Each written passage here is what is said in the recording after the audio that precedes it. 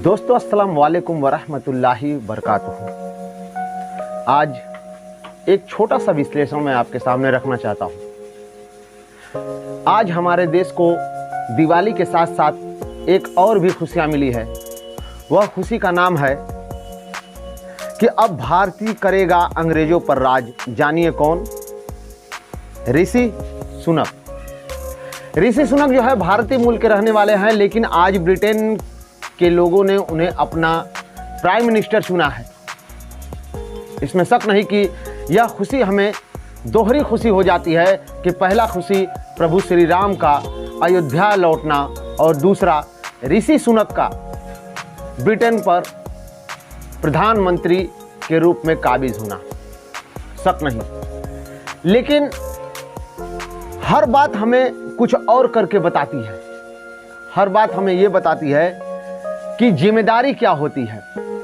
जिस तरह से आज हम खुश हो रहे हैं कि अब हम पर, जो ब्रिटेन हम पर राज किया करता था, अब हम ब्रिटेन पर राज करेंगे। इसको आप यूं समझें कि ऋषि सुनक का जीवन परिचय क्या है और कैसे उन्होंने यहां तक पहुंचने की क्वालिटी पास की। रेड्डी फॉर ऋषि 2015 में पहली बार सांसद चुने गए। 2018 में स्थानीय सरकार के बतौर मंत्री शामिल हुए और 2019 में ट्रेजरी के चीफ सेक्रेटरी बने और आज 2022 में उसे प्रधानमंत्री के रूप में उन्हें चुना गया। आप ये जानें कि जब हम किसी से कहते हैं, कोई वादा करते हैं, तो हार किसकी होती है?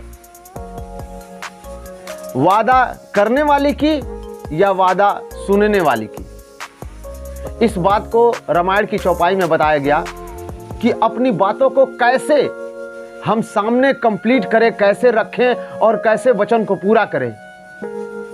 इस पंक्ति के साथ रामायण में कहा गया है कि रघुकुल रीत सदा चली आई, प्राण जाई पर वचन न जाई। देखिए, ये दोहा तो आपको दिखाई देता है असल में कि भारत का है, लेकिन इस दोहे को कंप्लीट किया है ब्रिटेन की एक लेडीज ने, जो प्रधानमंत्री के रूप में बनने के बाद 45 दिन के बाद ही कह दिया कि जिस वादे को मैं लेकर के आपके सामने आई थी कि मैं ब्रिटेन को ऐसी हालत से निकालकर इस हालत पर पहुंचा दूंगी, लेकिन आज वो चीज मेरे अंदर नहीं है, मैं नहीं कर सकती हूं, इसलिए मुझे आपका प्रधानमंत्री बने रहना हक नहीं है। उन्होंने 45 दिन के अंदर में अपना इस्तीफा दे दिया। अब हमारे ऋषि सुनक को यह ओहदा यानी पद मिला है।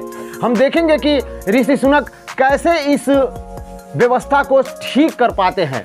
मैं आपको बताता चलूं कि आज ब्रिटेन में 50% लोग बगैर खाए हुए सो रहे हैं। 50% लोग बगैर खाए हुए सो रहे हैं। इस बात को वो स्वीकार करते हुए आए हैं कि मैं सभी लोगों तक खाना पहुंचाऊंगा। प्रधानमंत्री का ये दायित्व है।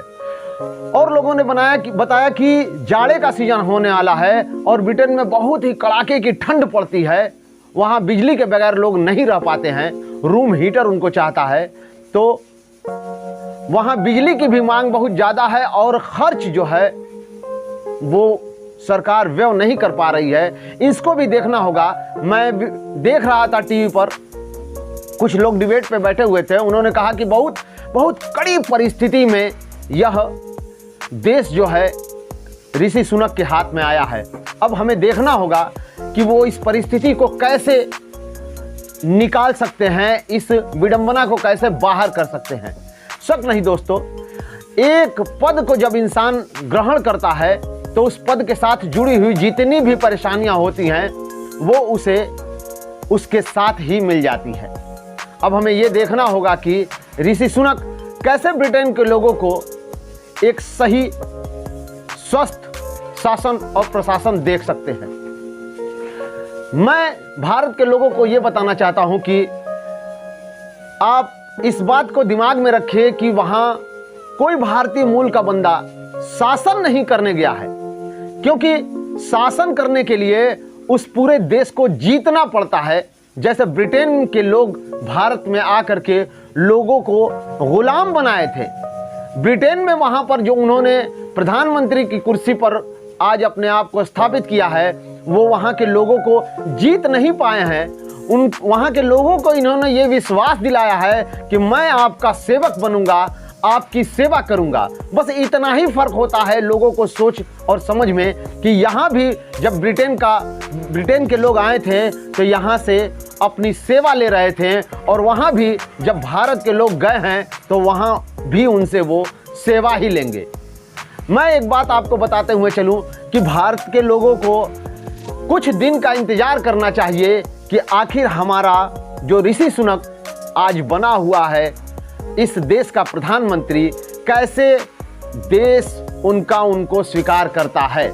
आप देख ही रहे थे कि 45 दिन के अंदर एक लेडीज ने अपने आप को अस्वीकार करके इस्तीफा सौंप दिया। अब हमें यह देखना होगा कि ऋषि सुनक के पास क्या क्वालिटी है जो अपने देश को सुधार सकते हैं। अगर वहाँ एक बेहतरीन शासन प्रशासन वो दे सकते हैं तो हमें उनसे सीख लेनी चाहिए, हमें उनसे कुछ गुण लेना चाहिए कि हमारे देश में भी जो आज अर्थव्यवस्था की हालत इतनी नीचे जा चुकी है, ऋषि सुनक कैसे उसे ऊपर लेके आते हैं। हम भी अपने भाई से इस बात को सीखेंगे और अपने देश की गिरती अर्थव्यवस्था को ऊपर लेके आएंगे। मैं आपको यह भी बताना चाहता हूं कि ब्रिटेन वो देश नहीं है जैसे भारत, कि भारत का एक प्रधानमंत्री आके कहता है कि 2022 तक हम सबको पक्का घर दे देंगे, फिर आके कहता है कि 2024 तक हम आपको पक्का घर देंगे, फिर आके कहेगा कि 2050 तक हम आपको पक्का घर दे देंगे। ब्रिटेन के वो लोग नहीं हैं कि एक वादा गया, दूसरे वादा, तीसरे वादा और चौथे वादा करते रहेंगे। वो पहले वादा को याद दिलाएंगे और कहेंगे कि आप अपने वादे से फेल हो चुके हैं, आप इस गद्दी के लायक नहीं हैं, उतर जाइए। बहुत खुशी की बात है कि एक भारतीय मूल का व्यक्ति प्रधानमंत्री यानी ब्रिटेन के लोगों के ऊपर एक सेवक बना है, जो कह रहा है कि हमने भारत में भी आपकी सेवा की और ब्रिटेन में भी आपकी सेवा करेंगे। भारतीय लोगों के पास ये गुण है कि वो सेवा से लोगों का दिल जीत लेते हैं। अगली कड़ी हम देखेंगे कि हमारे ऋषि सुनक कैसे ब्रिटेन के लोगों का दिल जीतते हैं। साथियों, आप देख रहे थे जनता की आवाज़ 007। धन्यवाद।